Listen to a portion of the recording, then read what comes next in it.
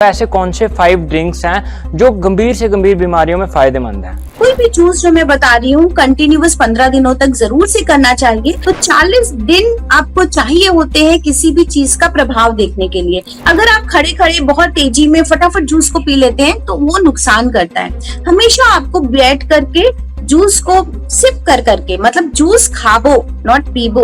न सिर्फ liver health, न सिर्फ आपका एसिडिटी, न सिर्फ डायबिटीज, न सिर्फ इम्यूनिटी, न सिर्फ विटामिन डी, सब कुछ इन 5 जूसों के साथ अच्छा होना है। आप जब बीमार होते हैं तो आपको एलोपैथ डॉक्टर्स ग्लूकोज की ड्रिप चढ़ा देते हैं और पूरी बॉडी में वो इंट्रावेनसली सर्कुलेट हो जाता है और आपको एनर्जी मिल जाती है। ठीक इसी तरह हमारी जब इम्यूनिटी कम होती है या हमें जरूरत से ज्यादा मिनरल्स और विटामिन चाहिए, हम जूसेस की तरफ जाते हैं जिससे हमारी बॉडी कम काम करे और हमारी बॉडी को नरिशमेंट अच्छा मिले।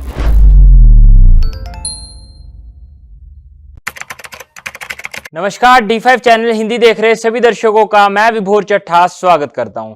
आज हमारे साथ जुड़े हुए हैं डॉक्टर शिखा गुप्ता। डॉक्टर शिखा गुप्ता, आपका बहुत बहुत स्वागत है D5 चैनल हिंदी में।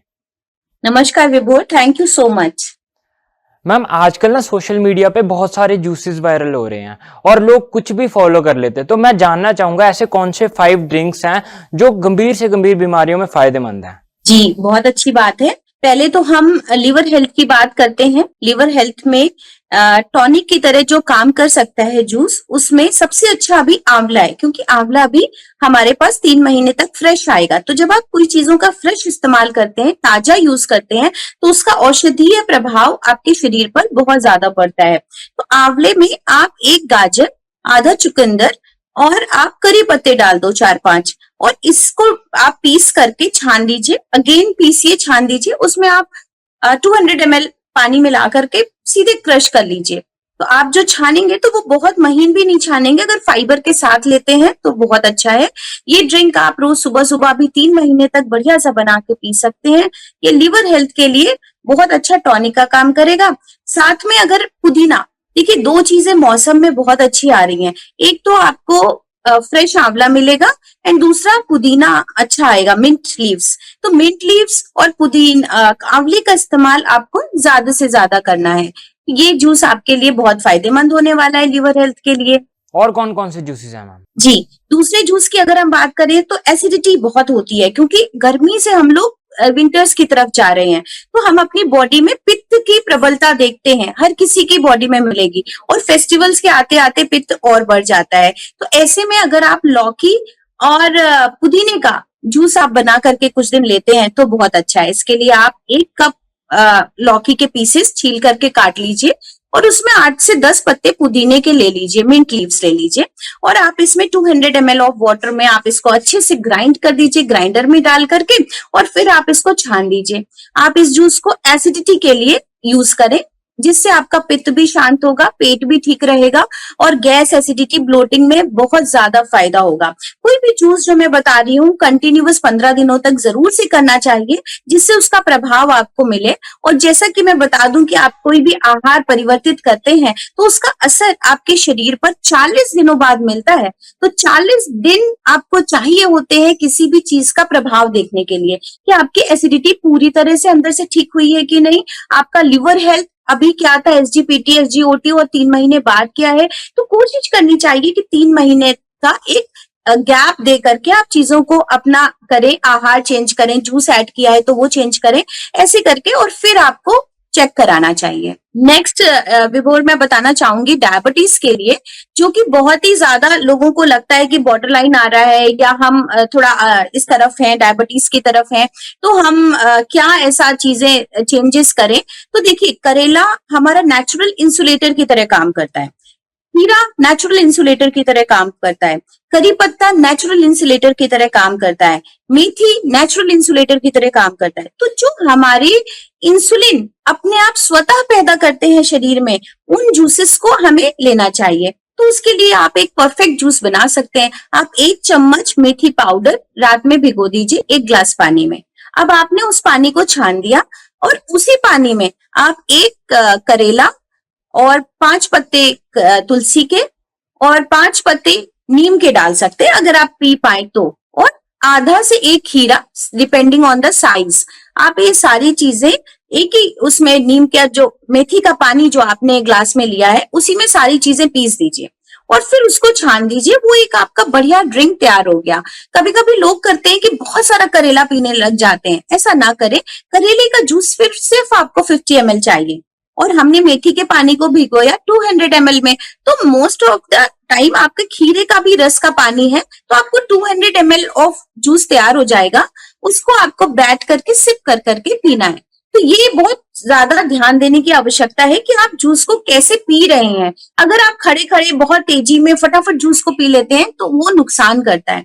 हमेशा आपको बैठ करके जूस को सिप कर करके, मतलब जूस खाबो नॉट पीबो। तो जब आप उसको खाएंगे, मुंह में डाला, थोड़ी देर मिंगल किया और फिर उसको सॉलो किया तो आप उसको पी भी पाएंगे, स्वादिष्ट भी लगेगा और आपको उसका फायदा भी मिलेगा। और हाँ, उसके आधे घंटे बाद और आधे घंटे पहले तक कुछ ना खाएं, कम से कम मिनिमम ड्यूरेशन, तो आपको उसका फायदा ज्यादा मिलेगा। और कौन से ड्रिंक्स है मैम? हम अब बात करते हैं विटामिन डी। वैसे तो विटामिन डी का एब्जॉर्प्शन सबसे ज्यादा सनलाइट में होता है, ये आपको पता है कि धूप की रोशनी के बिना हम विटामिन डी अपनी बॉडी में स्वतः प्रोड्यूस नहीं कर सकते। हमारी त्वचा धूप के संपर्क में आके अपने आप ही विटामिन डी बनाती है। तो कोशिश करें कि आपका जो सन एक्सपोजर है वो सुबह सुबह 8 बजे के आसपास धूप में हो और आपके उस समय कपड़े बहुत कम हो शरीर पे। जितना बॉडी एक्सपोज रहेगी उतना ज्यादा विटामिन डी बनेगा। पर ऐसे टाइम पे अगर आप विंटर्स भर एक आंवला और एक ग्लास ऑरेंज जूस, मतलब 4 संतरे और एक आंवले को मिला करके आप जूस बना लें और धूप में बैठ करके बढ़िया सिप कर करके आनंद लें, तो आपकी बॉडी में देखिए विटामिन डी की कमी नहीं होगी और आपकी बॉडी का जो बोन हेल्थ है वो बहुत अच्छा होगा। क्योंकि जो विटामिन डी का एब्जॉर्प्शन है वो आपका कैल्शियम, मैग्नीशियम एंड बहुत सारी और चीजों के प्रेजेंस में होता है। ओमेगा 3 चाहिए उसको। तो ये अब जब आप इस तरीके का कोई ड्रिंक धूप में बैठ करके लेते हैं, सेवन करते हैं, तो आपको इसका अद्भुत फायदा मिलता है। आपने 5 ड्रिंक की बात की है तो मैं 5 ड्रिंक आपको जरूर बताऊंगी। 5वीं ड्रिंक की जो बात करते हैं, इम्यूनिटी बूस्टर। बहुत सारा अब हम फिर से विंटर्स की तरफ जा रहे हैं और इम्यूनिटी अच्छी करना हमारे लिए जरूरी है। नहीं तो बार बार हर जुकाम, खांसी, बुखार हमें परेशान करता रहता है। थोड़े से भी वेदर चेंज पे, थोड़े से भी वायरल, बैक्टीरियल, फंगस अटैक पे हम जल्दी जल्दी बीमार हो जाते हैं। तो उसके लिए आप रात में 5 बादाम, 2 अखरोट, 5 मुनक्के, 5 किशमिश, 1 अंजीर और 1 खजूर आप और 2 काजू डाल सकते हैं। आप इसको रात में भिगो दीजिए। डिपेंड्स कि आपका अगर वेट बहुत ज्यादा है तो आप उसमें से काजू निकाल दीजिए। अगर आप डायबिटिक हैं तो आप उसमें से मुनक्के और इसका खजूर का क्वांटिटी कम कर सकते हैं या हटा सकते हैं। बाकी चीजों को आप भिगोइए। बादाम को आप अलग भिगोएंगे, बाकी चीजों को अलग साफ पानी में भिगोएंगे और भिगोने से पहले आप 2-3 बार धोएंगे। क्योंकि बहुत बार ऐसा होता है ड्राई फ्रूट्स क्योंकि सुखाए जाते हैं तो वो गंदे होते हैं। तो जब आपने थोड़ा सा पानी डाला, उसको मसल करके धोया और फिर थोड़ी देर बाद धोया, फिर वो धोया, तो 3 बार धोने के बाद अब आप उसको कांच के ग्लास में 200 ml वाटर में आप भिगो दीजिए। बादाम को अलग भिगोइए, बादाम के पानी को फेंक दीजिए, पील ऑफ कर लीजिए और अब उन एलिमेंट्स को उस पानी में मिलाइए जो रेजिन्स जिसमें भीगे हुए थे आपके, जिसमें आपका काजू था, अखरोट था, आपके किशमिश, मुनक्के, अंजीर, खजूर, ये सब आपका जिस ग्लास में भीग रहा था उसी में कर लीजिए और खजूर का आप बीज निकाल दीजिए। बादाम डाल करके पूरे को आप ग्राइंड कर दीजिए। अगर आपको लगता है कि थोड़ा और पानी की जरूरत है तो थोड़ा और डाल दीजिए। इसको छानने की आवश्यकता वैसे तो नहीं होती है, पर कभी कभी कुछ बच्चे तुनक मिजाज होते हैं, उनको धीरे धीरे उस लाइन पे लाना पड़ता है। तो इसमें अच्छी क्वांटिटी ऑफ फाइबर है, इसको पीस करके ऐसे ही पीना चाहिए। पर अगर आपको अच्छा लगता है कि बुजुर्ग हैं, उनके फंस सकता है या थोड़े रेशे ज्यादा हैं, तो आप इनको छानेंगे जब पतला करके तो 1 चम्मच या आधा चम्मच ही फाइबर अलग होता है, वो भी थोड़ा सा बेकार सा होता है। और अदरवाइज आप इसको पूरा साथ में पी सकते हैं। इस जूस को भी मैं रिकमेंड करूंगी विंटर्स में आप 8 बजे 7:30 बजे धूप में बैठ करके पिए और धूप में बैठते समय आप सिर पे ठंडा पानी स्प्लैश कर लें या छोटी सी टॉवल डाल लें और कांच के ग्लास में इसको प्रेफर करें, जिससे सूरज की किरणें उस आपके ग्लास में भी जाएं और आपकी बॉडी के अंदर भी जाएं। और सफेद कपड़े धारण करें, कम वस्त्रों में बैठें, जिससे आप अपनी विंटर्स का एक अच्छा प्रिपरेशन करें। न सिर्फ लीवर हेल्थ, न सिर्फ आपका एसिडिटी, न सिर्फ डायबिटीज, न सिर्फ इम्यूनिटी, न सिर्फ विटामिन डी, सब कुछ इन 5 जूसेस के साथ अच्छा होना है, बट ऐसा बिल्कुल नहीं करना चाहिए कि आपको लगे अरे मुझे तो डायबिटीज भी है, मुझे अपनी इम्यूनिटी भी कम करनी है, मेरे को एसिडिटी भी हो रही है, तो मैं ये सारे जूसेस स्टार्ट कर देता हूँ। ऐसा नहीं करना है। जी मैम, आमतौर पर आपके पास जो पेशेंट्स आते हैं उनमें जूसेस को लेकर क्या मिथ सामने आते हैं? जनरली मुझे बताना पड़ता है, वो बोलते हैं नहीं मैम आप ही हैं जो जूस कह रही हैं, बाकी लोग तो फ्रूट्स कहते हैं खाने को, होलसम फ्रूट खाना चाहिए। एग्रीड, होलसम फ्रूट खाना चाहिए, पर 4 संतरे और 1 आंवला क्या आप रोज खा सकते हैं? नहीं खा सकते, बॉडी की रिक्वायरमेंट है। अगर आप मिनरल्स और विटामिन को बढ़ाना चाहते हैं तो जितनी क्वांटिटी में मैंने ड्राई फ्रूट्स बोले हैं वो आप नहीं खा पाएंगे, और वो सोक्ड होने चाहिए। उतना सोक्ड खाते खाते आपका मुंह थक जाता है, तो ऐसे टाइम पे आपको सॉलो नहीं करना है, पर आपको धीरे धीरे मुंह में लेते हुए खाना है। और जूसेस इंस्टेंट एनर्जी देते हैं, इंस्टेंट ट्रीटमेंट देते हैं। जैसे आप जब बीमार होते हैं तो आपको एलोपैथ डॉक्टर्स ग्लूकोज की ड्रिप चढ़ा देते हैं और पूरी बॉडी में वो इंट्रावेनसली सर्कुलेट हो जाता है और आपको एनर्जी मिल जाती है। ठीक इसी तरह हमारी जब इम्यूनिटी कम होती है या हमें जरूरत से ज्यादा मिनरल्स और विटामिन चाहिए, तो हम जूसेस की तरफ जाते हैं जिससे हमारी बॉडी कम काम करे और हमारी बॉडी को नरिशमेंट अच्छा मिले। और एक और बात विभोर मैं कहना चाहूंगी आपके माध्यम से कि हमारा लाइफस्टाइल बदल गया है। अगर हम होलसम डाइट और होलसम फ्रूट खाते हैं तो हमें उसको पचाने के लिए ज्यादा मेहनत करनी पड़ेगी, और हम काम कर रहे हैं सीडेंट्री, मतलब या फिर हम लैपटॉप पे काम कर रहे हैं, या हम मोबाइल पे काम कर रहे हैं, या हम रीडिंग कर रहे हैं, या हम राइटिंग कर रहे हैं, हम फिजिकल मेहनत नहीं कर रहे।